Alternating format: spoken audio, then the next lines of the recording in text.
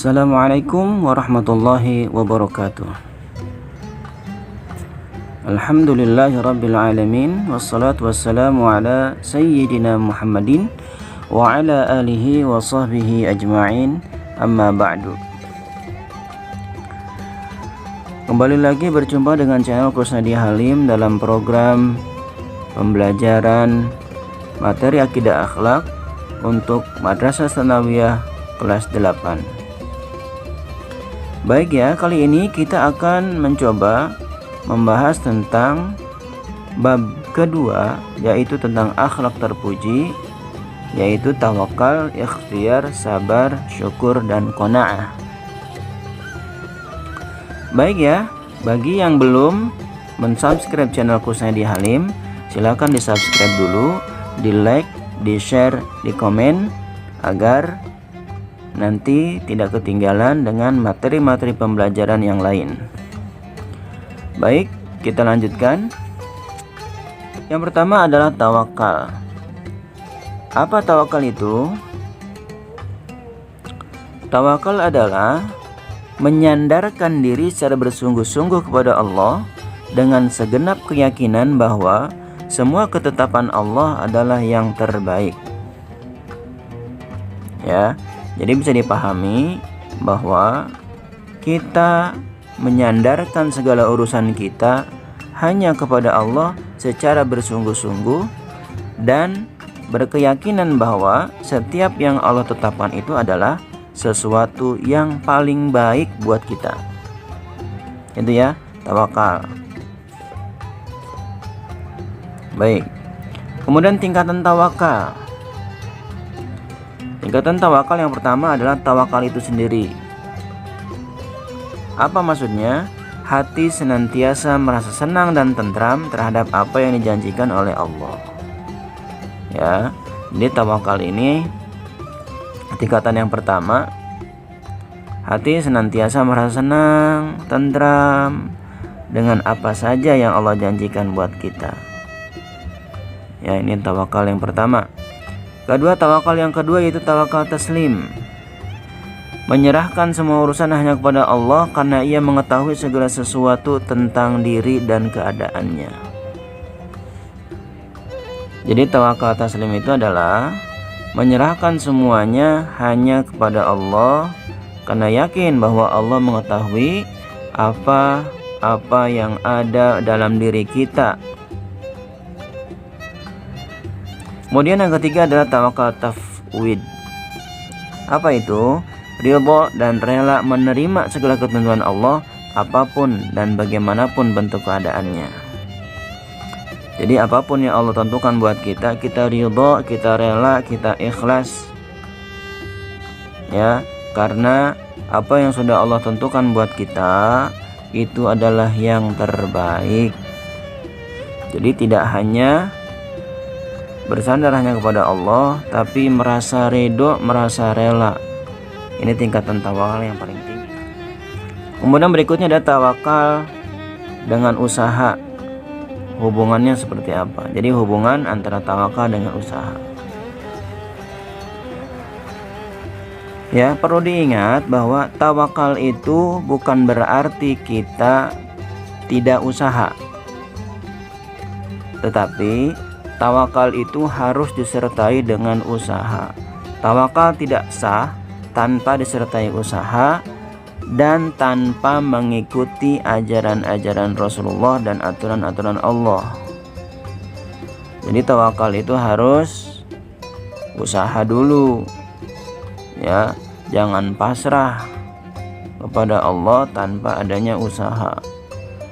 Jadi tawakal itu usaha dulu, baru hasilnya nanti dipasrahkan kepada Allah, tentu saja dengan mengikuti ajaran-ajaran dan ketentuan-ketentuan dari Allah.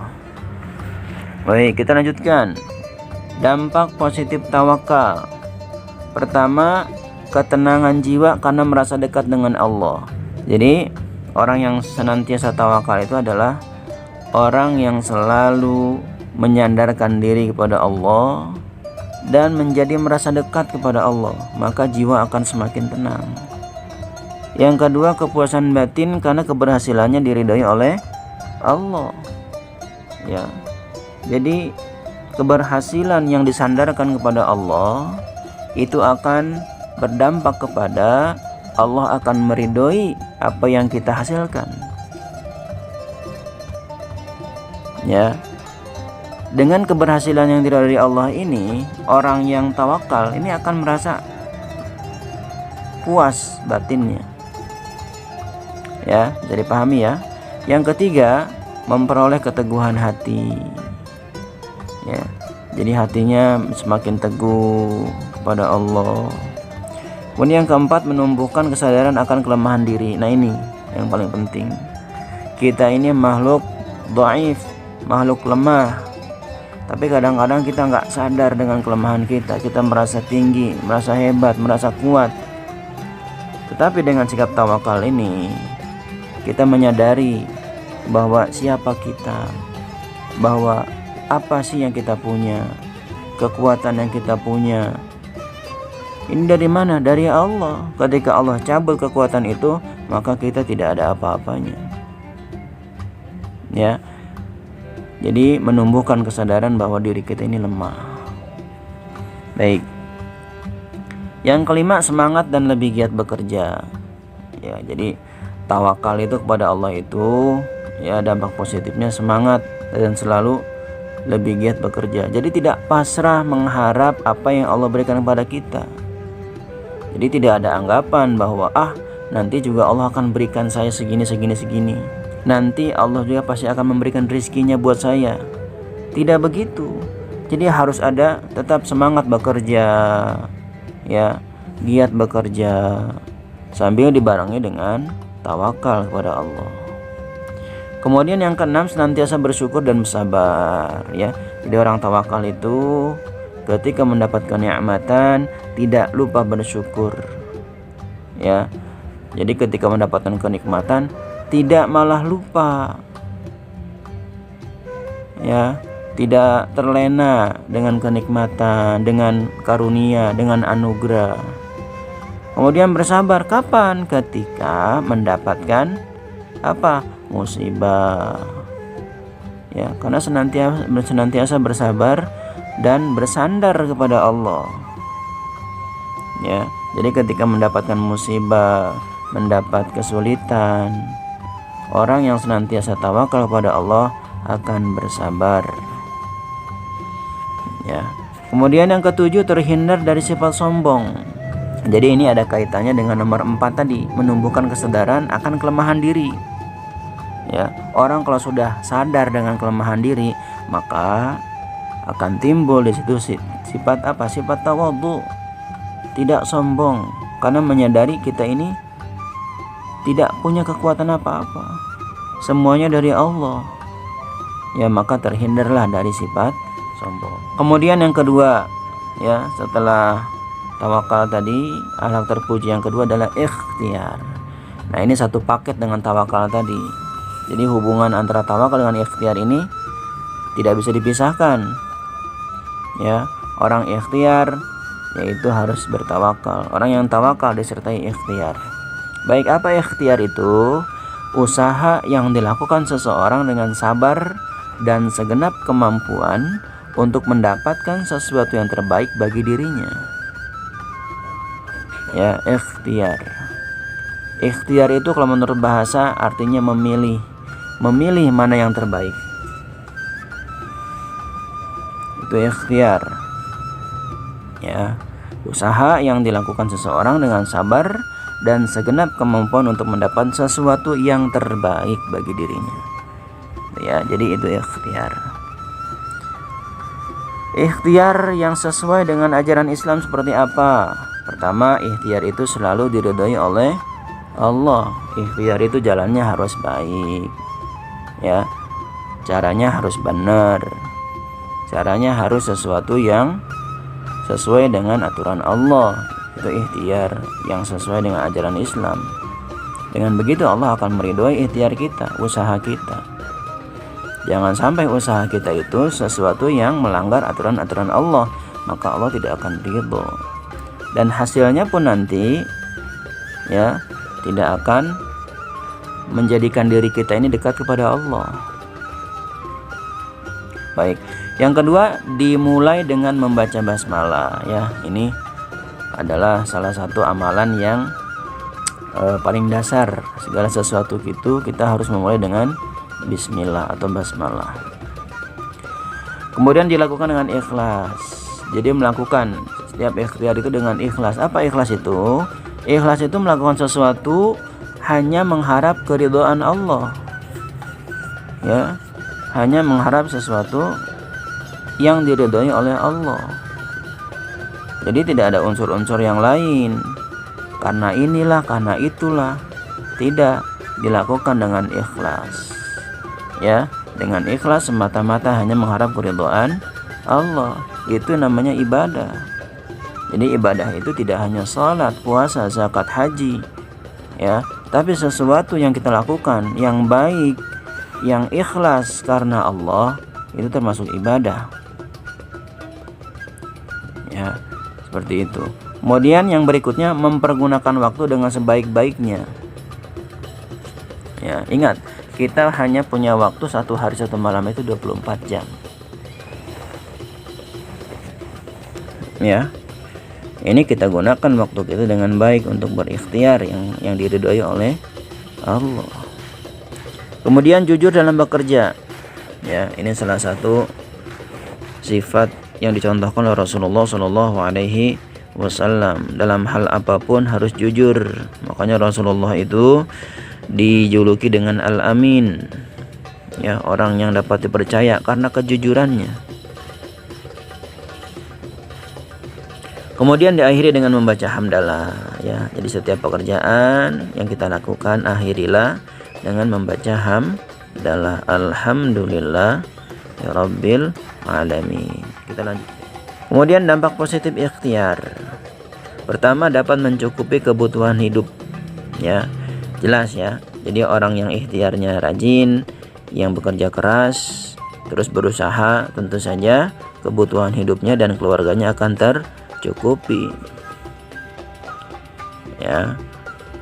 Kemudian yang kedua, terhormat karena memiliki sifat perwira, pejuang.